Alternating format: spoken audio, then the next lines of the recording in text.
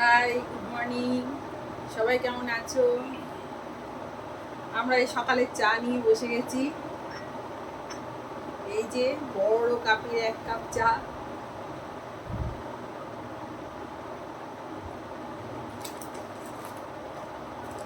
আজকে তো উল্টো রথ অনেক জায়গায়। আগে তো হয়ে গেছে, কালকেও অনেক রথ আমাদের রাস্তা দিয়ে গেছে, কালকেও হয়েছে রথ।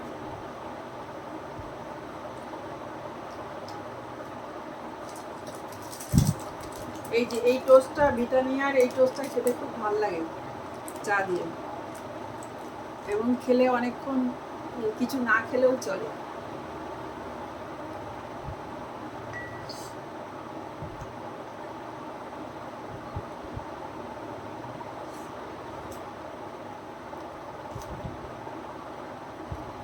আমাদের একটা চেনাশোনা কুটকি আছে, কুচকে 5-6 বছর বয়স।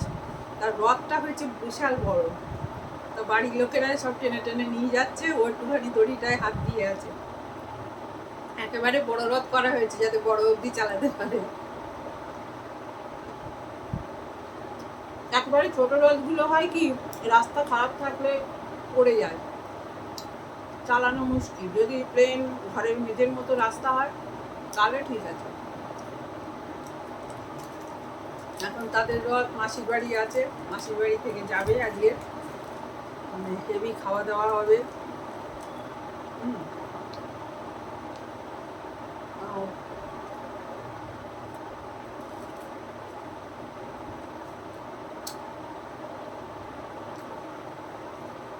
রথ ছোটবেলায় একবার দেখতে গিয়ে খুব মারপিট হয়েছিল। মানে আমরাও মরে যাচ্ছিলাম, আমরা তখন ছোট, মোটামুটি ক্লাস 6-এ পড়ি। দল বেঁধে বন্ধু বান্ধব মিলে গেছিলাম, ঝামেলা বেঁধে গেছিল। সেই ঝামেলায় পড়ে বড় বড় অবস্থা। বাড়ি আসবো কি করে তাই বুঝে উঠতে পারছিলাম না। সেই থেকে রথের মেলায় যাওয়া বন্ধ করে দিয়েছি। মানে রথের মেলা কেন, যে কোনো মেলাতেই।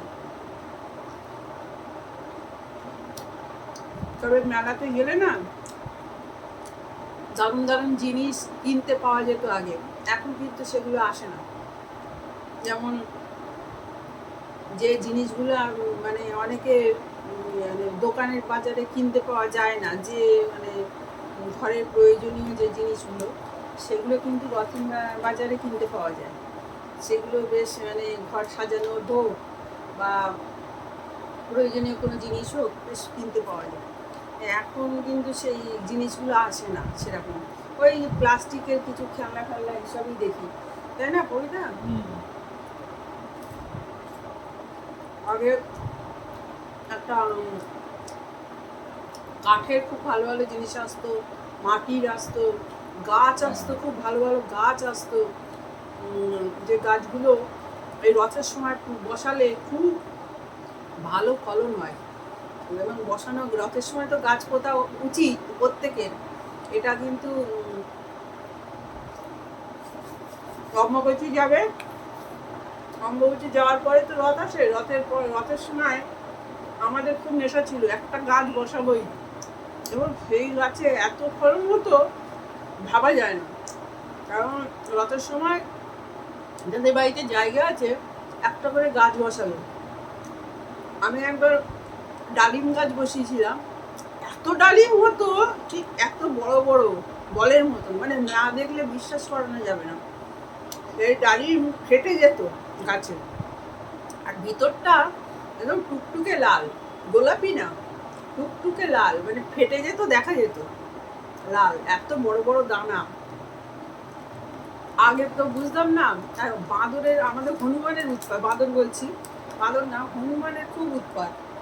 দল বেঁধে বেঁধে এসে ওইগুলোকে খাবে, আর ওরা আসবে দুপুরের টাইমে যখন সবাই শুয়ে থাকবে।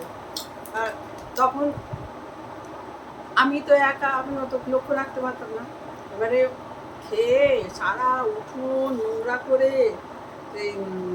দোছত্রির উপরে বসে বসে, মানে সানসেটের উপরে বসে বসে খাবে, সেখানে সমস্ত ফেলবে। ওদের তো খাওয়া ওরকম প্রতিদিন এইটা করবে, মানে আমার 1 বালতি করে ওইগুলো বেরোবে। আমি যে পেরে নেবো অত তো আর রাখা যায় না, একটা করে পারবো খাবো যেদিন ইচ্ছা হলো, এরকমভাবেই রয়েছে। আর তখন না অত মানুষজনকে দেওয়া দুইয়ের ব্যাপারটা ছিল না। অনেকে খায় না, এই দিতে যাবো মুখটা ভেঙচে ভেঙচে দেখবে, যে কারণে আর দেওয়া হয়নি। আমি বলবো আপনারা এই রথের সময় প্রত্যেকে একটা গাছ বসাবেন, সে সবেদা গাছ হোক বা ভালো জাতের, বেশ মানে বাইরের গাছ এখন বেরিয়েছে না অনেক, যে সেই সব গাছগুলো যাতে ফলন বেশি, টবে বসানো যায় বা ওই গ্রো ব্যাগে বসাবেন, ছাদে করে অনেকে, তা নাহলে গ্রো ব্যাগে এমনি উঠোনে যদি রোদ থাকে রোদে বসাবেন, দেখবেন খুব ভালো একটা ফলের গাছ। আমার মনে হয় গাছ করা উচিত ফলের গাছ, যা ছায়াও দেবে আবার খাওয়াও যাবে। হ্যাঁ, দুটো গাছই দেখতেও ভালো লাগবে, ফল ধরে যখন থাকবে। আমাদের একটা উঠোনে ছিল বাপের শ্বশুর বাড়ি, এটা তো আমার নিজের কেনা বাড়ি, আর ওই একটা উঠোনে ছিল লাগানো, আমাদের না ওটা, না না আমি ভুল বলছি, আমাদের না অন্য লোকের উঠোনে লাগানো ছিল। তাতে না 12 মাস ভর্তি হয়ে থাকতো, ছাতার মতন ছিল গাছটা, ঠিক ছাতা টাইপের, বেশি বড় না কিন্তু, ওরা মনে হয় উপরটা কেটে দিয়েছিল। ছাতার মতো গাছটা, যেমন ছাতা খুললে যেমন লাগে, আর ভর্তি থাকতো একদম সবেদা, 12 মাস সবেদা হয়ে আছে। আর আমার বাপের বাড়িতে গাছটা বিশাল লম্বা হয়ে গেছে, ধাড়ি ভীষণ লম্বা, কিন্তু ওর গাছটা কাটাকুটি কিচ্ছু হয়নি, কিন্তু ওই সবেদাটা আবার এত বড় বড় আমের মতো।